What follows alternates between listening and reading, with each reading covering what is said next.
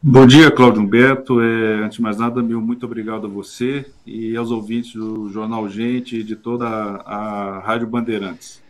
É realmente uma alegria poder estar aqui e, enfim, trocar opiniões aí sobre temas de política externa e você já me faz aqui no início uma colocação importante e que eu acho que penso, Cláudio Humberto, que é uma reflexão que todos temos que fazer, por que o conflito eclodiu, né? E isso me parece que nos traz a seguinte reflexão. É preciso pensar por que desde 2015, quando foram firmados os acordos de Minsk, né, que deram origem aí a duas resoluções do Conselho de Segurança das Nações Unidas, o Conselho das Nações não foi capaz de trazer à mesa de negociação para implementar esse acordo as partes envolvidas, né, Rússia e Ucrânia.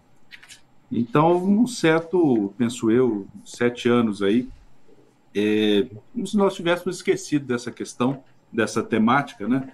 E como se enfim, a mera aprovação da resolução fosse suficiente para resolver o conflito. Não era, né? É um conflito que tem causas profundas, por isso o Brasil tem adotado a posição de contribuir para que se busque, para que se encontre uma saída. Nós sempre dissemos aqui que o interesse do Brasil não é e nem pode ser, no Conselho de Segurança, a ideia de apontar o culpado. E penso que essa reflexão é oportuna. Qual o papel das Nações Unidas? Qual o papel do Conselho de Segurança das Nações Unidas? E se nós temos sendo realmente capazes, nós que eu digo o Conselho de Nações, né, de cumprir o mandato que nos foi concedido quando a ONU foi criada. Embaixador, muito bom dia. É o Pedro Campos. Eu queria perguntar para o senhor uma pergunta mais ampla, não é uma pergunta tão direta a minha. Outro dia eu fiz um comentário aqui no Jornal Gente, né, sobre essa questão dos conflitos que o mundo tem vivido, não só nessa questão da Ucrânia com a Rússia, e eu disse que faltam lideranças mundiais. Se a gente se apegar à história, a gente vê que normalmente são essas lideranças, né, que conseguem, num momento como esse, intermediar ali negociações e tudo mais. O senhor concorda com essa afirmação de alguns especialistas de que o mundo hoje carece de lideranças mundiais? Bom, Pedro, bom dia a você também, meu muito obrigado. Veja, essa é uma observação que eu ouço também de muita gente. Eu ouço de meus colegas, por exemplo, de universidade, quando os encontro, né, já faz tempo que saí dos bancos escolares lá da UNB, e que a gente olha assim e parece, puxa, parece que no nosso tempo tínhamos tão grandes professores, né? A gente olhava o Congresso, parece que lá havia lideranças assim tão grandes, e parece que hoje você, no meio jurídico, assim, quer dizer, como se tivessem ido embora os grandes expoentes, os grandes luminares.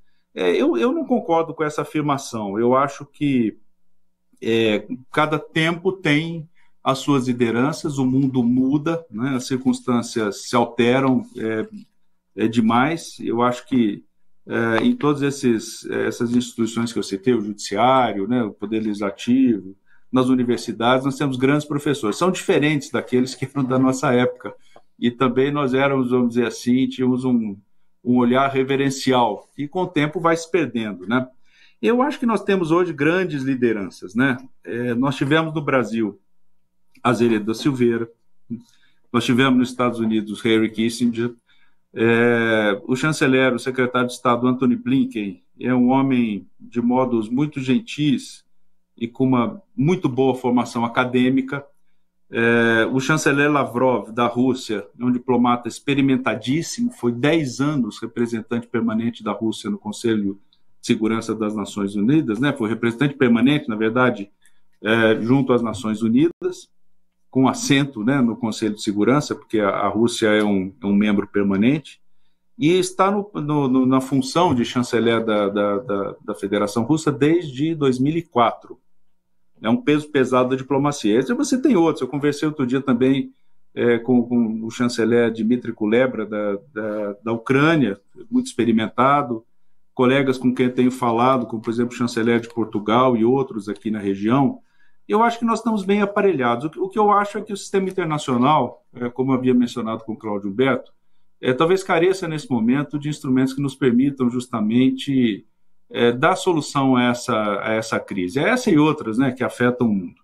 Por isso que eu acho que nossa aposta tem que ser no multilateralismo, reforçar o multilateralismo. O ministro das Relações Exteriores, embaixador Carlos França, ao vivo aqui na Rádio Bandeirantes. Embaixador, bom dia. Aqui é a Thaís Freitas. Eu queria primeiro pedir para o senhor aproveitar esse contato aqui com o ouvinte da Rádio Bandeirantes para redefinir qual é hoje o papel, a posição do Brasil no conflito Rússia-Ucrânia. Acho que houve muita desinformação a respeito disso. Queria que o senhor aproveitasse aqui essa oportunidade para esclarecer isso para os nossos ouvintes. E perguntar para o senhor também, qual é o caminho que o senhor e a diplomacia brasileira enxergam hoje para que esse conflito chegue ao fim, embaixador? Bom dia, Thaís. Obrigado pela oportunidade de poder me dirigir a você e, novamente, aqui aos ouvintes do Jornal Gente da Rádio Bandeirantes. Veja, a posição do Brasil ela é clara, ela é lastreada na tradição da política externa brasileira, conduzida pelo Itamaraty. Veja, a posição do Brasil ela é clara, ela é lastreada na tradição da política externa brasileira, conduzida pelo Itamaraty. Cláudio Berto foi muito elogioso aqui nos atributos da diplomacia brasileira. O que eu posso dizer, e digo sempre, é que aqui é uma casa em que nós, há 200 anos, pensamos a soberania nacional. Cláudio Humberto mencionou o Instituto Rio Branco, é um instituto que desde forma os diplomatas brasileiros e estrangeiros também, que aqui acorrem para receber formação na área de política externa, e desde 1945, portanto, a única maneira de entrar no serviço exterior brasileiro como diplomata é através de um concurso público muito seletivo. Com isso, nós logramos aqui, desde 1945, a criação de uma diplomacia profissional. E esse corpo profissional de diplomatas é um patrimônio da nação brasileira. E isso permite que nós tenhamos aqui uma linha de continuidade, que, como eu disse, em 6 de abril do ano passado, quando eu tomei posse aqui, o Cláudio Berto em março, meu nome acho que foi anunciado pelo presidente no dia 29 de março, com muita honra, a nomeação saiu acho que no dia 31 de março, no Diário Oficial, e a posse ficou marcada, porque nós tínhamos o feriado da Páscoa, para o dia 6 de abril. E naquela ocasião eu falei que a política externa era uma linha de continuidade que a cada geração nos cabe aqui no Itamaraty atualizar, sempre sob a condução do presidente da República, né? E não poderia ser diferente. Antes de responder a sua pergunta mais diretamente, eu até me permitiria dizer que quando se diz aí uma possível clivagem entre o Itamaraty e o Planalto, lembrar que nós aqui temos que nos remeter à Constituição brasileira, né? A Constituição Federal, que diz no seu artigo 76 que o Poder Executivo é exercido pelo Presidente da República, auxiliado pelos ministros de Estado.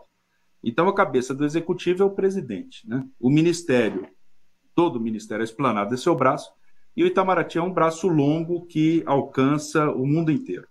Nós aqui não tomamos decisões pelo Presidente da República, né? Nós o informamos. A nossa responsabilidade é sempre subsidiar o chefe de Estado, né, para que ele possa tomar decisões informadas.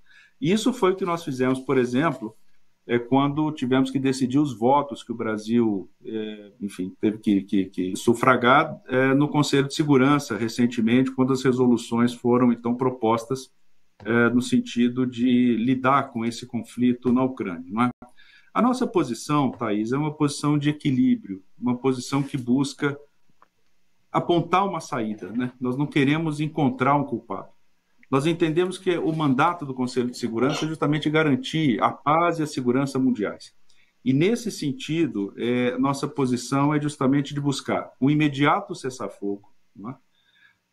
A defesa dos princípios do direito internacional, a solução pacífica de controvérsias, o respeito à integridade territorial, isso envolve, claro, a Ucrânia, não é? E entender que, para que nós possamos ter um acordo, é preciso levar as partes à mesa de negociação. E para levar as partes à mesa de negociação, é preciso ouvir os dois lados. Então, essa é a nossa posição, acho que ela ficou clara nos debates que nós temos feito nas Nações Unidas. E o senhor acha que esse acordo, nesse momento, é possível? O senhor enxerga isso no horizonte? Olha, eu tenho conversado com diplomatas de vários países, tenho visto aqui, tenho saído tarde do Ministério, tenho vindo nos últimos 4 fins de semana trabalhar, todo fim de semana aqui, e nisso não faço nenhuma concessão e nenhuma, enfim, estou cumprindo o meu dever aqui, né?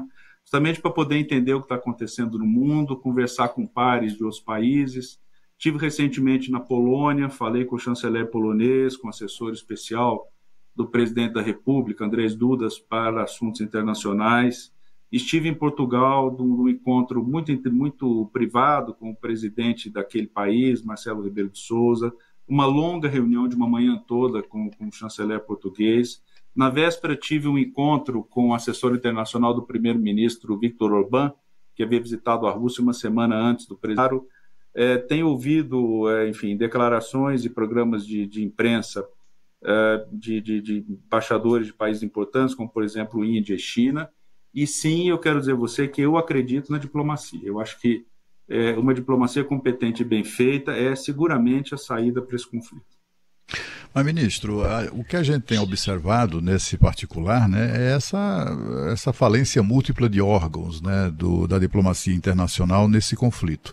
Predomina o discurso de ódio, né, aquele discurso da lacração, é a guerra da lacração. Todo dia tem uma autoridade lacrando contra, por exemplo, no lado ocidental e vice-versa, mas sobretudo no lado ocidental, que tem muitos representantes, né? Tem o Joe Biden apostando claramente no agravamento do conflito. Foi ele que apostou o tempo todo, aliás, né? A gente assiste o chefe da diplomacia da União Europeia chutando a canela do Putin do dia sim, outro também. Tem lá o cara da OTAN que começou tudo isso, essa confusão toda começou exatamente em razão da falta de sensibilidade política, né, de tato do comando da OTAN. E assim, as pessoas parecem não estarem mais interessadas, o primeiro-ministro do Reino Unido, o presidente dos Estados Unidos e outros personagens dessa história, parecem mais interessados em agravar o conflito, em provocar uma situação de alastramento mesmo, né, dessa guerra, porque o objetivo final não parece ser a paz, parece ser talvez colocar a Rússia de joelhos, tirar o Putin do poder. Enquanto isso, tem lá civis sendo mortos pelas bombas, né? Eles não estão nem aí para isso, aparentemente. Eles só usam isso na retórica. Mas do ponto de vista prático, o que tá acontecendo é isso. A guerra não tem perspectiva. E nessa falência múltipla de órgãos, a gente vê o papel patético do secretário-geral da ONU.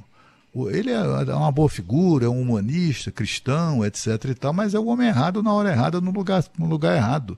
Ele está completamente fora das tratativas para a paz ali naquela região em conflito, né?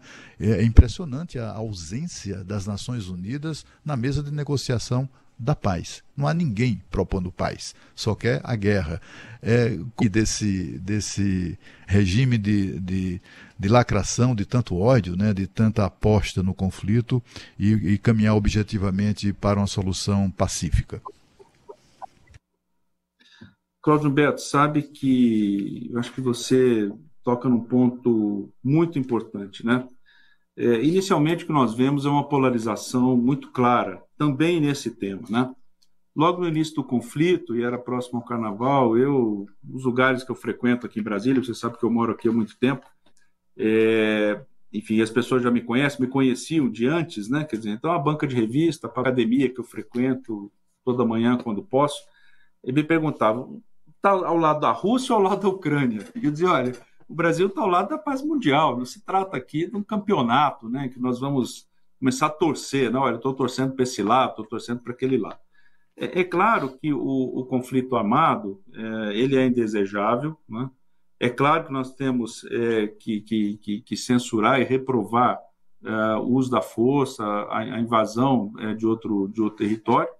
Porém, você tem toda a razão. É preciso que a ONU exerça o seu mandato e que nós possamos entender que o mandato que é de segurança para a preservação da paz e da segurança mundial deve servir para que todos os envolvidos ali, mas sobretudo aquela elite, vamos dizer assim, de 15 países que o Brasil, pela 11ª vez em sua história da diplomacia, da história da ONU, tem a honra de participar, de que nós possamos ter o bom senso, possamos ter a serenidade e de poder encontrar uma saída, né, que seja rápida, que ponha fim imediato às hostilidades. Eu acho que esse tem que ser o nosso objetivo primordial.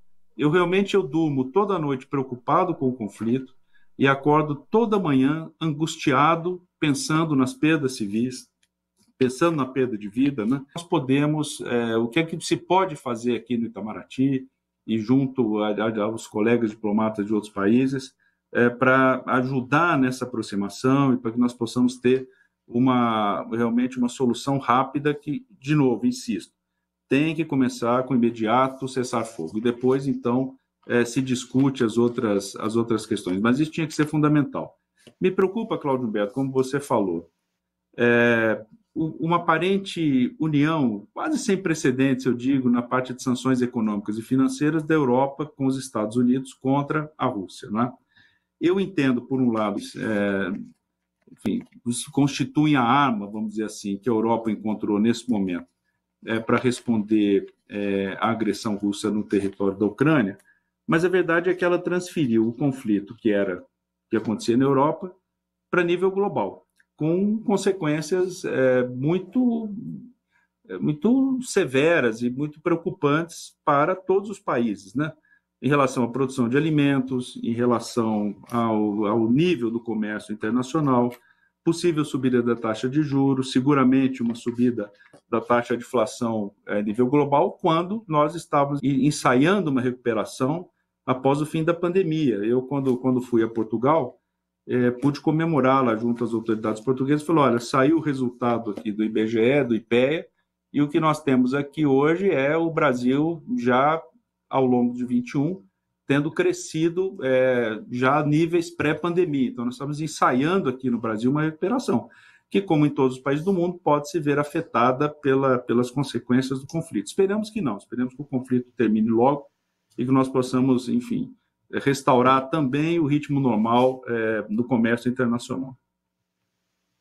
Chanceler, é a Sônia Blota aqui, um prazer conversar com o senhor. Eu estou aqui falando com o senhor de Paris, acompanhando toda essa mudança geopolítica aqui na Europa, e não está fácil. A gente esteve na Polônia na última semana, a gente vê toda essa crise de refugiados, o que o mundo vai fazer com isso, como é que os países vão absorver tantos refugiados, um mundo que saiu de 2 anos de pandemia. Isso é um problema gravíssimo. E também pergunto ao senhor que essa é uma das discussões que vai acontecer quinta-feira em Bruxelas, em uma reunião da União Europeia que vai ter a presença do presidente americano Joe Biden. E nessa reunião, que ele também se reúne com a OTAN e com os países do G7, novas sanções à Rússia serão discutidas. Eu gostaria de saber do senhor o que esperar dessa reunião. Bom dia, Sônia. Eu ouvi você dizer aqui da Cidade Luz, Sônia Blota, então que aí com a minha cristã e fraternal inveja, né, por você estar aí, eu lhe dou bom dia aqui, boa tarde aí para você. Grande abraço. E agradeço aí a sua consideração aqui. Para mim também uma grande alegria poder estar nesse momento aqui conversando com vocês. Ainda é crítico, né, mas poder discutir esse tema na Band para mim um motivo de alegria, sim, porque posso trazer o meu ponto de vista e debater com vocês, e o debate nesse momento é muito importante, o diálogo nesse momento é muito importante. Veja, como eu disse, eu acho que num nível talvez quase inédito nós tenhamos visto aí, pelo menos desde que se encerrou o conflito em 1945, a Segunda Guerra, uma união dos Estados Unidos com a Europa, países do G7 em relação às sanções, né? A perspectiva para essa reunião que você, justamente de que esse movimento seja acirrado. Qual a preocupação que nós temos aqui? Elas coincidem com a sua, né? Preocupações que temos aqui no Itamaraty. Em primeiro lugar, a consequência em relação ao número de refugiados, hoje já é grande, porque as pessoas estão saindo do território ucraniano, mas será maior, nós estimamos, porque se você tiver uma crise no fornecimento de fertilizantes, nós tivemos uma queda natural decorrente dessa escassez de fertilizantes no mundo, né? Por conta da dificuldade, não é, dos bloqueios aí à Rússia e à Ucrânia, nós vamos ter produtividade na produção de alimentos no mundo, e isso vai afetar, por exemplo, os países da África. É possível até que haja um aumento do número de imigrantes ilegais, né, claro, em direção à Europa. Então, a Europa vai sofrer essa pressão demográfica, né? Eu ontem conversava com a ministra Tereza Cristina, com o ministro Ciro Nogueira, sobre a crise lá no Palácio do Planalto, e ela me dizia que, pelas estimativas que tem o Ministério da Agricultura, Pecuária e Abastecimento aqui, a produção ucraniana tem que começar em cerca de 4 semanas. Quer dizer, do contrário, você pode ter um comprometimento, ou você vai ter um comprometimento de grãos ucraniano, que é muito importante para o abastecimento do mundo e, portanto, para o combate à fome. Então, nós estamos já prevendo para o ano que vem um ano muito difícil nessa área para todo mundo, né? Então, essa é uma consequência que eu acho que precisaria ser atacada e que as pessoas, nessa reunião de quinta-feira na União Europeia, quer dizer, os líderes precisariam ter em mente. Em segundo lugar, eu entendo as sanções, como eu falei, eu acho que é a arma que se tem utilizado nesse momento. No entanto, elas, trouxeram para nível global um conflito que era regional. E, em segundo lugar, eu temo, Terás, as sanções prejudiquem ou possam ferir de morte o sistema multilateral. Eu acho que essas sanções ficariam mais bem colocadas se elas fossem discutidas, por exemplo, no seio da Organização Mundial do Comércio, da OCDE, ouvindo outras vozes, né? Reforçando o sistema multilateral, na busca de uma solução para o conflito, né? Não apenas uma penalização que pode gerar consequências danosas e imprevisíveis a todo mundo. Ministro, tem algum brasileiro ainda na Ucrânia? Nós temos alguma informação ainda sobre brasileiros que estão na Ucrânia? Como é que está sendo o trabalho do Itamaraty sobre esse assunto, hein? Pedro, olha, nós temos ainda na Ucrânia, segundo registros da Embaixada do Brasil em Kiev, 25 brasileiros, dos quais 12 já declararam que não querem, no momento, deixar a Ucrânia, não querem deixar o país. 4 são jornalistas brasileiros que estão cobrindo o conflito. E 9 pessoas estão, tensionam partir, disseram que, havendo condições, vão pedir o nosso auxílio para sair da Ucrânia. São 3 que estão em Lviv, já na fronteira ali com a Polônia, onde o Itamaraty tem um escritório de assistência consular que tem ali já funcionários do Serviço Exterior brasileiro prestando apoio a essa população brasileira, inclusive sul-americana, que nós temos outros sul-americanos que têm nos pedido apoio também. 2 brasileiros que estão em Kherson, já próximo ali ao território com a Ucrânia, né, no leste do país, e 3 que estão em Kiev, inclusive 2 bebês recém-nascidos. Você sabe que a Ucrânia é um país que se especializou, de certa maneira, sim, na prestação de um serviço de gestação por substituição. Então, você tem gente do mundo todo que acorre, né, às clínicas ucranianas, né, nesse processo aí de gestação por substituição. E nós temos lá hoje em dia, como eu te falei, 3 pessoas em Kiev, 2 dos quais são bebês recém-nascidos. Essas pessoas estão recebendo apoio da nossa embaixada. A embaixada em Kiev, ela funciona hoje, vamos dizer assim, no nível basal, com os funcionários locais, e nós temos diplomatas, tanto em Lviv quanto na Moldova, onde então se retraiu aí o embaixador Norton Rapesta e uma equipe que ali cuida de apoiar os brasileiros que saem pelo sul do país, da Ucrânia, são poucos, que a rota principal é essa em Lviv, por isso está lá o escritório de assistência consular, mas ali da Moldova também é credenciado junto à Ucrânia e junto à Moldova. Ele faz também um trabalho de análise política e econômica, nos informa das negociações que podem estar ocorrendo naquele país neste momento. Ministro Carlos França, ministro das Relações Exteriores, ao vivo aqui no Jornal Gente da Rádio Bandeirantes. Ministro, o que nós temos visto com o que acontece nesse momento na Ucrânia é que processos consolidados de globalização estão recuando, com a saída das companhias americanas e europeias da Rússia, com os países começando a se fechar também, por exemplo, de compra de produtos vindos tanto da Ucrânia quanto da Rússia, tem um refluxo agora. O que eu queria perguntar para o senhor dentro desse movimento de refluxo, como ficam os grandes passos do Brasil rumo à integração do país com mercados internacionais? Me refiro primeiro ao acordo de associação entre Mercosul e União Europeia e também à entrada do Brasil na OCDE. Isso muda alguma coisa, ministro? Olha, Thaís, muda tudo, né? Eu acho que o impacto sobre a economia global, como você falou e a Sônia tinha mencionado, Sônia Blotter, é brutal e é uma mudança drástica que nós vemos agora aqui. Agora, no G20, países como o Brasil, como Indonésia e outros, eu digo Indonésia porque é o presidente de turno do G20, né? No campo dos BRICS, China, por exemplo, que é o país que hoje fica também na presidência de turno do bloco, nós temos nos preocupado justamente em manter o sistema multilateral. Para as econômicas, eu acho que a OMC ela tem que ser reforçada nesse momento. Eu acho que a saída justamente passa por esse debate e por soluções que atendam enfim, a todo mundo, né, e não só a um pequeno conceito de países, né? Mas eu penso que a solução, Thaís, para enfrentar esse que nós vamos passar agora, que é justamente essa dificuldade logística, essa quebra na cadeia de valor, na cadeia de suprimentos, né? Você pode tirar um país do tamanho da Rússia, nesse momento, vamos dizer assim, do fluxo principal das trocas comerciais, é a integração. Não que a integração já não sofresse problemas, né? Ou sofresse desafios. Eu recentemente fiz uma viagem à Espanha, no início desse ano, né? E eu comentei, para minha surpresa, no ano de 2021, as trocas comerciais do Brasil com a Ásia, e Ásia sem China e Japão, tinham sido já maiores em 2021 do que as trocas comerciais do Brasil com a Europa. E eu dizia que achava que isso era uma disfunção, porque nós estamos há 21 anos negociando, né, com a União Europeia um acordo entre o Mercosul e aquele bloco, e o bloco europeu. Eu penso que já era hora de acelerar essa aprovação.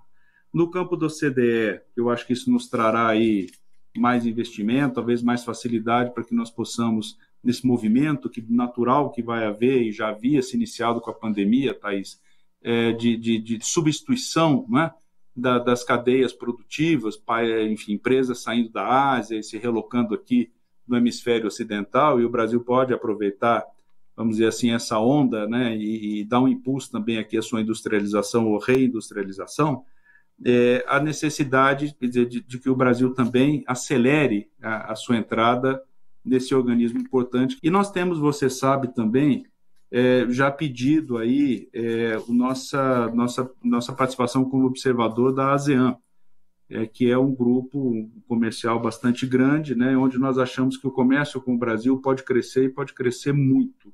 São países de economias dinâmicas, países que estão muito integrados, que têm uma boa participação, inclusive, na área de ciência e tecnologia, e tem um nível de desenvolvimento muito parecido com o do Brasil, a maioria deles, né, de modo que nós temos, assim, vamos dizer, ideais comuns e visões coincidentes em muitos organismos internacionais, que, repito, o sistema multilateral é onde o Brasil pode agir e onde nós podemos fazer aquilo que cabe à chancelaria brasileira, que é defender da melhor maneira possível o interesse nacional brasileiro. Chanceler, uma outra pergunta nossa aqui da Europa. A gente tem visto não só uma tecnologia incrível a respeito dos mísseis, né? A gente falava agora há pouco dos mísseis Kinjal, um absurdo tecnológico, né? Estamos falando de uma guerra em 2022, mas também aquela guerra que acontece das informações e que agora tecnologicamente elas chegam muito mais rápido. E, inclusive, as frases de efeito dos líderes e também das autoridades. Por exemplo, o chanceler russo declarou que Brasil e outros países não querem receber ordem do tio Sam. Isso repercutiu aqui na Europa de uma forma muito forte. Eu gostaria de saber a opinião do senhor a respeito. Olha, o que o chanceler Lavrov falou é o que eu digo aqui também com outras palavras, né? E já diziam muitos dos meus antecessores aqui nessa cadeira que, com muita honra aí, por convite do presidente Jair Bolsonaro, eu hoje ocupo. O Brasil tem uma tradição nos fóruns internacionais, nos fóruns multilaterais, de rejeitar automatismo. No conflito em especial, nós repelimos a ideia de que se repita aqui aquele clima de Guerra Fria, né? O Brasil tem uma posição consistente nas Nações Unidas, nossa atuação no Conselho de Segurança, na Assembleia Geral, é muito valorizada. O presidente de Portugal, que é um homem muito bem informado, elogiou a mim, e não me pareceu que ele estivesse fazendo um elogio vazio. A explicação de voto que o embaixador do Brasil, junto à ONU, enfim, proferiu quando nós votamos a primeira resolução sobre o conflito da Ucrânia e da Rússia, também no sentido de que entendíamos que ali era preciso que houvesse mais concertação para realmente apontar uma saída, né? E esse automatismo é repelido por nós aqui, porque nós temos uma tradição, como eu falei, temos uma chancelaria profissionalizada, como eu contei, tivemos uma posição há muito tempo, durante muitos episódios, seja a criação do Estado de Israel em 1948, seja as muitas missões internacionais que o Brasil já participou, né, as missões de pacificação no Congo, no Haiti, não me engano, por 13 anos, né, com os comandantes de força aqui do Exército Brasileiro, liderando uma tropa internacional, né? Nós temos uma tradição de concórdia aqui na região, nós fomos pioneiros aqui na integração econômica na América do Sul com o Mercosul, início dos anos 1990, de modo que eu penso como o chanceler Lavrov nesse sentido. Eu acho que nós aqui temos a nossa posição, a China tem a posição, a Índia tem a posição, a Rússia tem sua posição, a Ucrânia tem sua posição, e a nossa é clara, né? E o Brasil, qual é a fortaleza, Sônia Blota? Nós somos um ator global, a vocação do Brasil é essa, né? Nós conversamos com a África, nós conversamos com a Ásia, nós estamos inseridos na matriz aí da Europa, dos Estados Unidos, mas nós não precisamos ter um exclusivismo nas relações internacionais. Eu acho que isso é muito claro na nossa atuação e muito claro na avaliação que qualquer diplomata faz, sério, do trabalho da diplomacia brasileira. Chanceler Carlos França, eu quero fazer uma última pergunta e é uma curiosidade minha, com relação ao papel do Brasil e da Embaixada do Brasil em Kiev, chefiada pelo embaixador. A informação que eu tive é que o Brasil, ao contrário de quase todos os demais países, o Brasil foi dos últimos a fechar a sua embaixada, né? Abandonar a sua embaixada, abandonar, que eu digo, passar a chave e sair dali porque o bombardeio estava chegando. E não foi porque o embaixador Norton Rapesta, que é um aficionado da aviação, ele não ficou lá de curiosidade para ver os caças passando, né? Muito pelo contrário. Mas o Brasil ficou ali, a Embaixada do Brasil ficou aberta muito mais tempo à disposição dos brasileiros em Kiev do que outros países. Eu queria que o senhor fale rapidamente sobre a dificuldade que o Brasil enfrentou naquele período e inclusive para concretizar a operação de resgate desses brasileiros que foram tirados lá de Varsóvia. O senhor, inclusive, voltou nesse voo, né, nesse voo de repatriação. Eu queria que o senhor falasse sobre isso, sobre essas dificuldades do Brasil e por que o Brasil resolveu ficar mais tempo os seus diplomatas na capital da Ucrânia. Olha, Cláudio Humberto, a determinação de dar apoio assistência consular aos brasileiros no exterior é a primeira do presidente Jair Bolsonaro. Talvez o que mais o preocupa quando ele se dirige a mim aqui no Itamaraty. E não é por outra razão que, apesar de nós termos fechado várias embaixadas nos 2 primeiros anos do governo do presidente Jair Bolsonaro, esse ano, com recursos que o presidente, enfim, julgou por bem aumentar aqui o orçamento do Itamaraty, nós vamos poder, ao longo desse ano aqui, abrir 5 novas repartições consulares.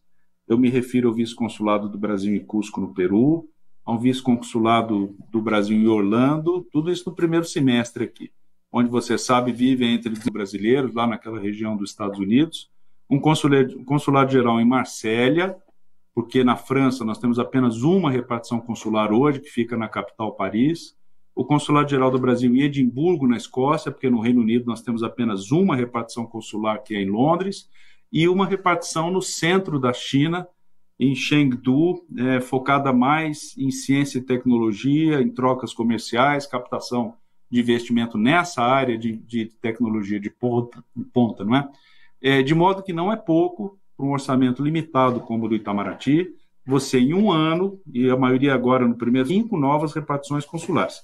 Isso porque é uma preocupação do governo do presidente Jair Bolsonaro e atender a população brasileira que está lá fora.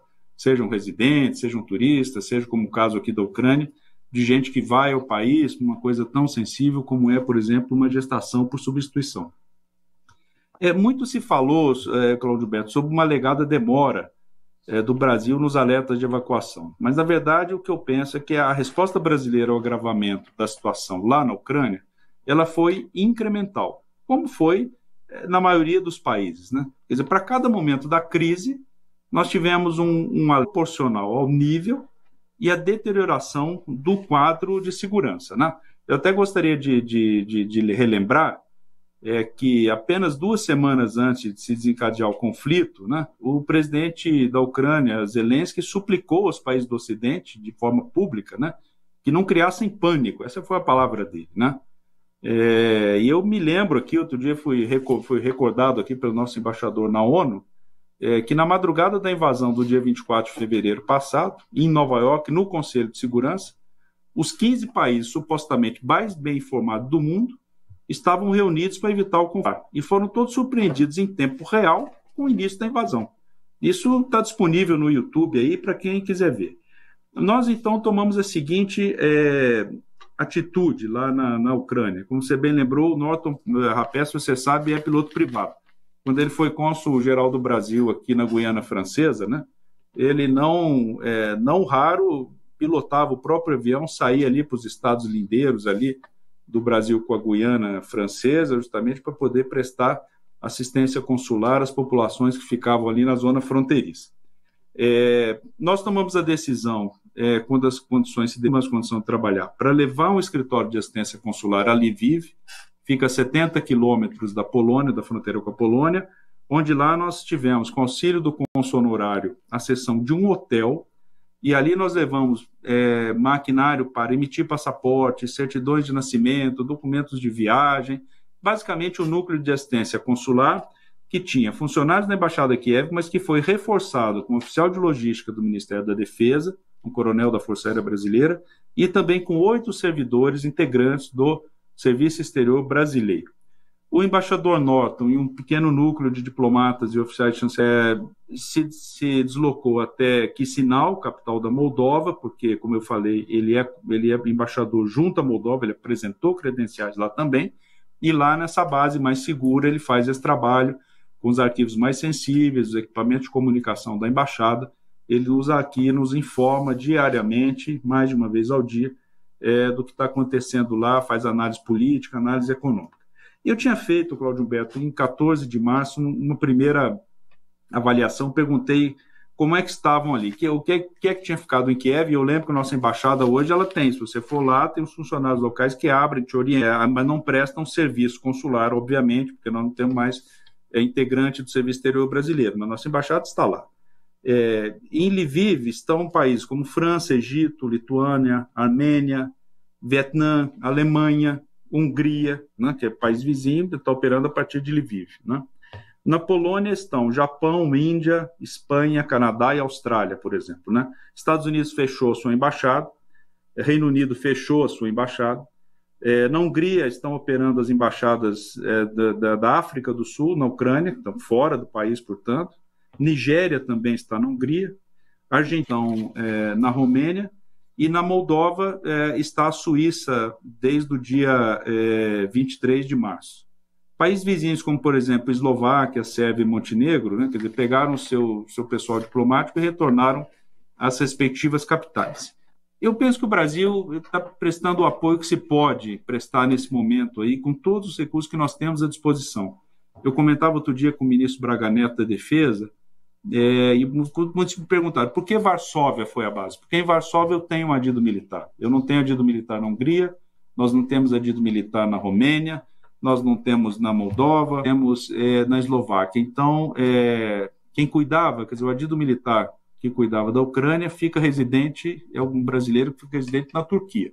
E da Turquia tem, claro, muita dificuldade de cobrir esse país como precisava. Então, é preciso ampliar também os recursos aí, que eu sei que também são restritos do Ministério da Defesa, mas que nós possamos, missões diplomáticas também, aparelhá-las melhor nesse sentido. É um trabalho de longo prazo, como eu falei, os orçamentos aí são sempre restritos, né? Há um teto fiscal que tem que ser respeitado, mas eu penso que nas condições que nós temos, nós estamos prestando melhor. Enquanto houver um brasileiro lá, nós vamos ficar na Ucrânia.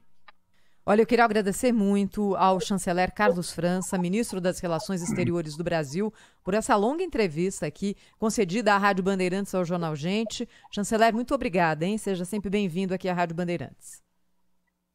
Muito obrigado, Thaís. Muito obrigado de novo pela oportunidade, a você, ao Pedro Campos, a Sônia Blota, ao Cláudio Humberto, e dizer que espero que isso não seja a última